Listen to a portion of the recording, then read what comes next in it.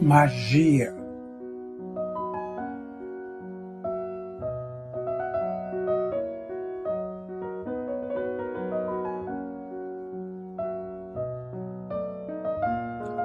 O conhecimento de importantes aspectos do espírito e das leis naturais que regulam seu relacionamento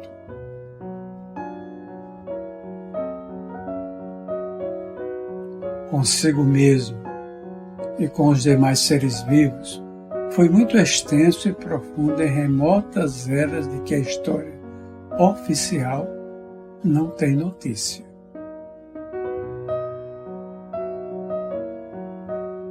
Escreve Paul Christian as tradições orais que chegaram até nós, à falta de documentos mais confiáveis, foram de grande valor.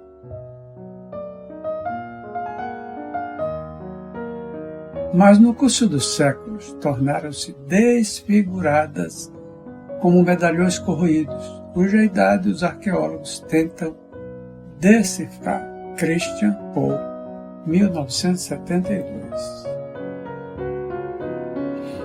À exceção de um ou outro procedimento mais bem reconstituído,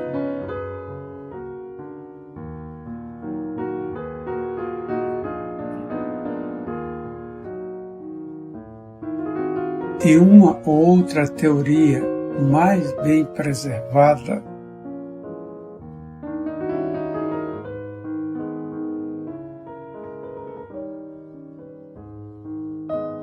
a magia praticada nos tempos modernos só remotamente de lembrar o perfil da antiquíssima sabedoria.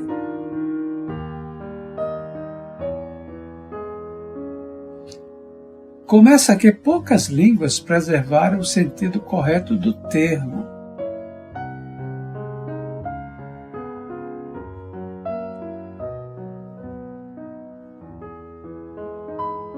Como em francês, por exemplo, em que a palavra magie, como assinala Rose Nichols no prefácio do livro de Christian,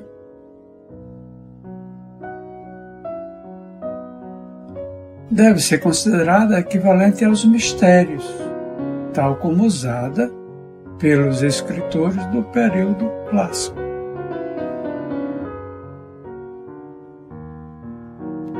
E que não teriam necessariamente um conteúdo de elementos negros.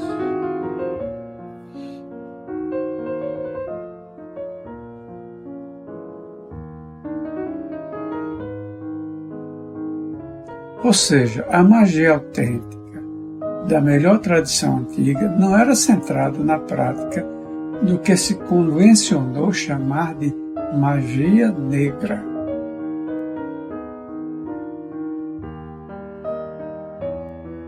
Mas sim numa estrutura de conhecimento superior.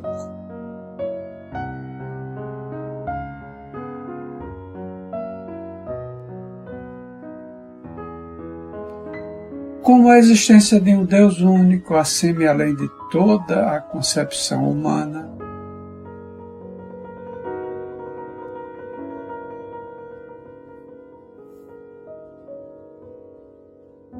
eu sou tudo o que é, tudo o que foi e tudo o que será, e ninguém levantará o meu véu.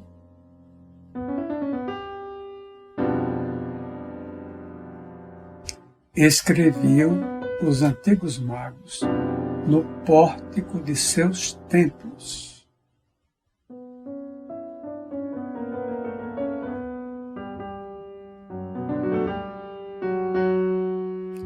Deus somente se comunicava conosco através da percepção da verdade, da consciência do bem e da vontade criadora.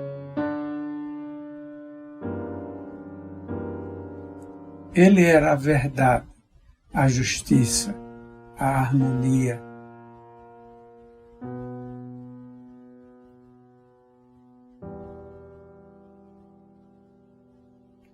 Ao deixar seu corpo terrestre, a alma passava a habitar outros corpos celestes.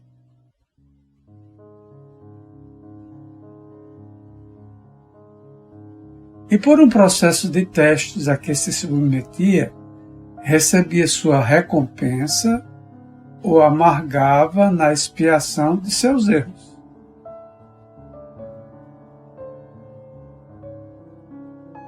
A doutrina da reencarnação era uma das colunas mestras dessa estrutura de conhecimento e sabedoria.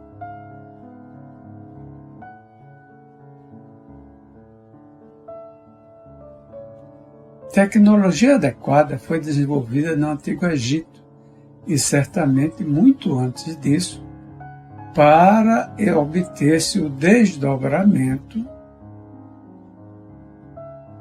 ou seja, a separação temporária e controlada entre o perispírito e o corpo físico no ser encarnado.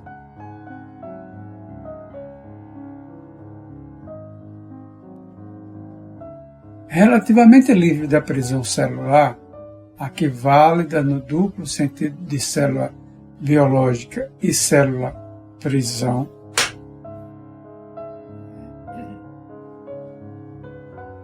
o ser espiritual tinha condições de utilizar-se da sua memória integral.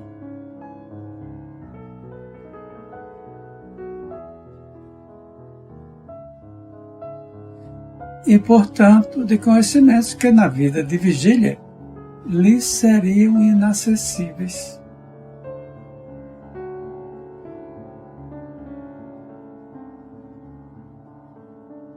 De deslocar-se no tempo e no espaço, visitando regiões distantes, no mundo físico ou espiritual.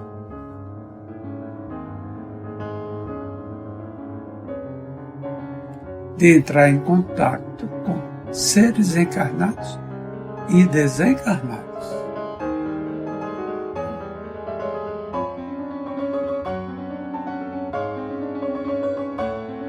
De realizar diagnósticos em si mesmo ou em outras pessoas, recomendando tratamentos adequados para os males do corpo e da mente. Não era, pois, de admirar-se que tão rigorosos fossem os testes criados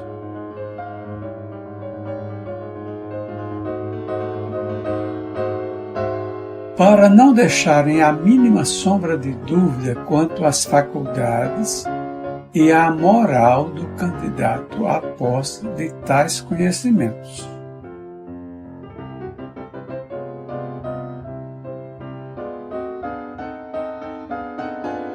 Das mãos de operador corrompido e corruptor, a técnica da manipulação das almas sempre há de ser perigoso instrumento do mal.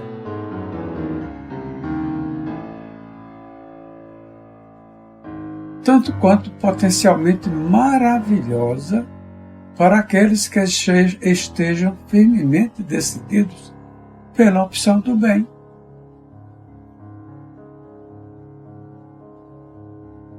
John Fillmore, conde de Rochester, que alguns acusaram injustamente de dar tiros antes da invenção da pólvora,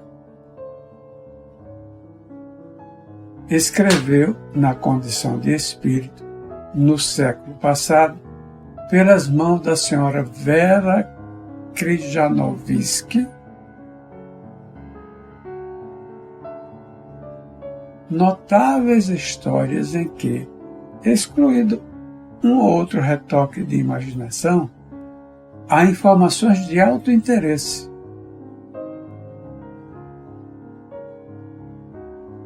Acerca dos procedimentos espirituais no Antigo Egito, na mais reservada intimidade dos templos.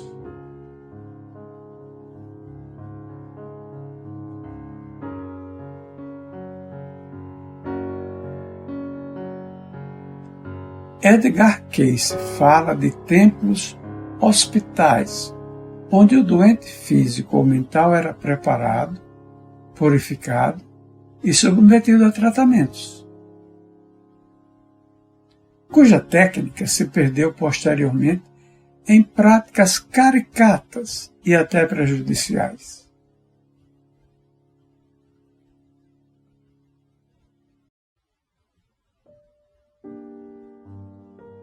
Ali se operavam o desdobramento, a regressão da memória, a autoescopia, a diagnose por psicometria ou vidência, a telediagnose,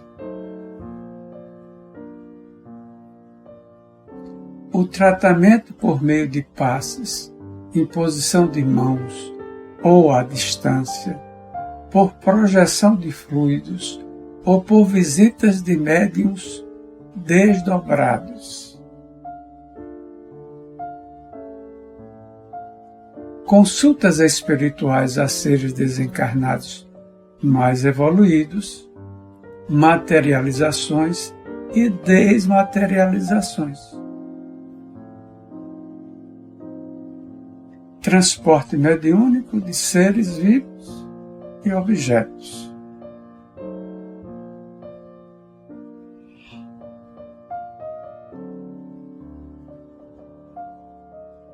Enfim, toda a gama de fenômenos que constituem hoje a estrutura de apoio e de entendimento da doutrina dos espíritos.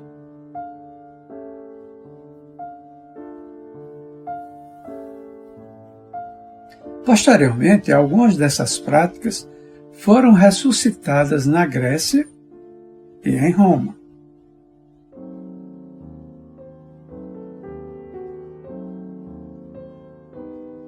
Limitavam-se, porém, a um mediunismo tosco e ignorante e a alguns fenômenos de animismo.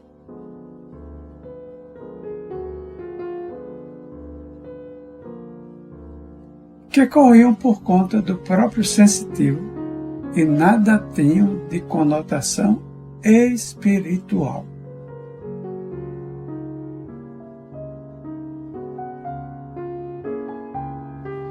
Além do mais, faltava o essencial àquelas práticas de pitonisas, sibilas, augures, adivinhos, profetisas, sacerdotisas, que era o conhecimento das estruturas doutrinárias que as explicavam.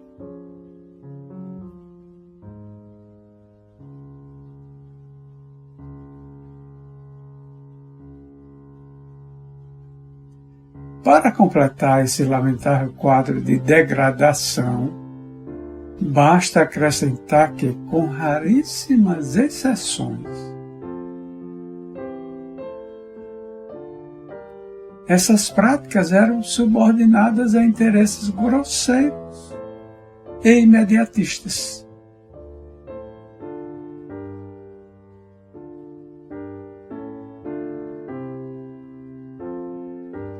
Sacerdotes sem escrúpulos exploravam comercialmente para promover ambições mal disfarçadas. Sensitivos despreparados, embora autênticos na sua expressão mediúnica, mas evidentemente mal orientados e mercenários.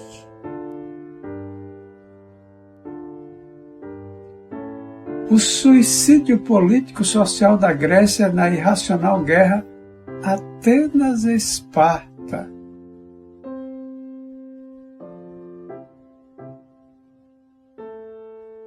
E a desintegração do poderio romano deixaram um rastro de escuridão e ignorância.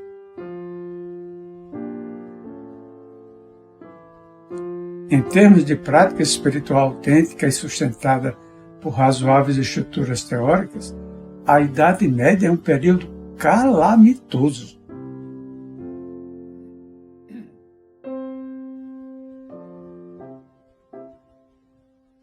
Médiuns de um e outro sexo, mais especialmente as mulheres, nas quais a mediunidade ocorre com maior frequência.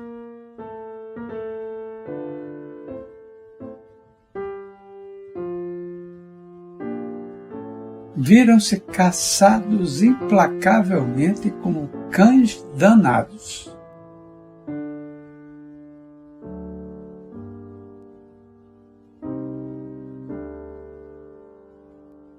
Que era preciso exterminar de qualquer maneira e o mais rapidamente possível.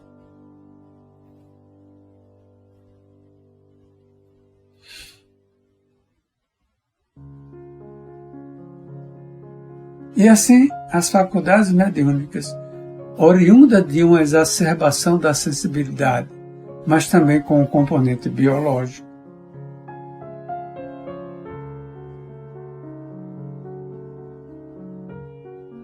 foram impiedosamente exterminadas até onde foi possível estender o duro olhar dos inquisidores.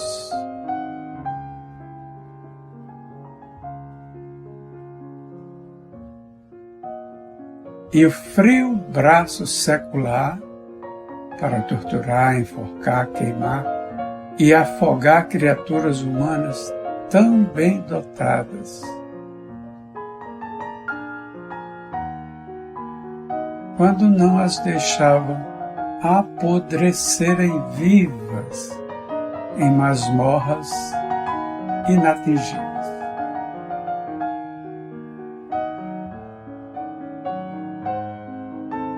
Essa terrível fase de insanidade durou séculos e deixou marcas que ainda não se apagaram de tudo.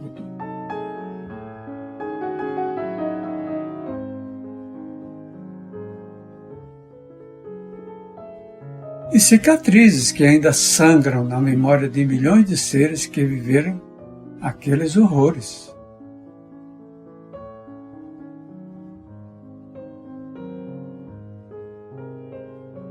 Como vítimas e como verdugos, alternadamente.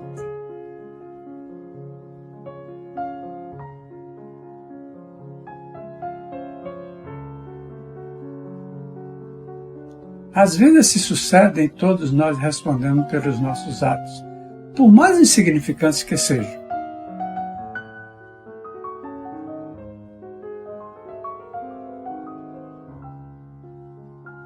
Naquilo em que desrespeitamos as leis universais da fraternidade e do amor.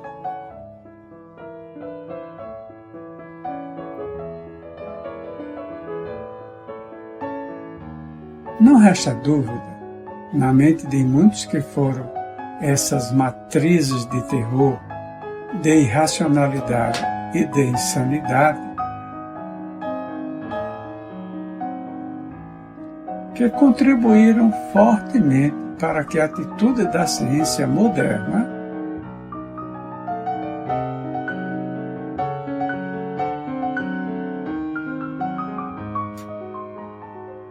na abordagem ao problema da dinâmica do espírito humano tenha sido tão obstinadamente negativa.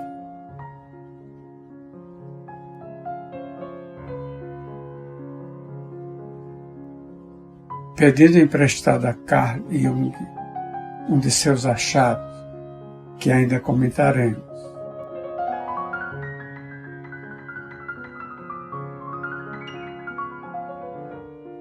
Diríamos que se criou um arquétipo negativo em relação a toda a fenomenologia psíquica.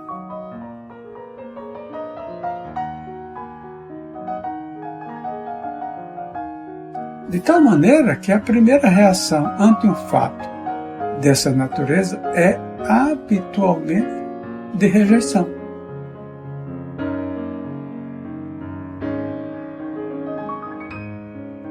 Antes mesmo de uma opção preliminar básica, ou seja, o fenômeno observado é fato ou fantasia?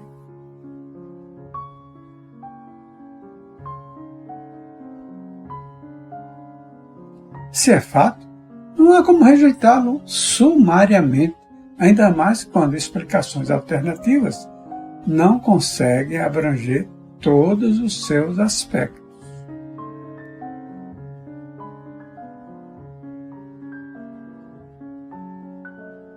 Escreveu Hermes Asclepius. Jeito! Egito.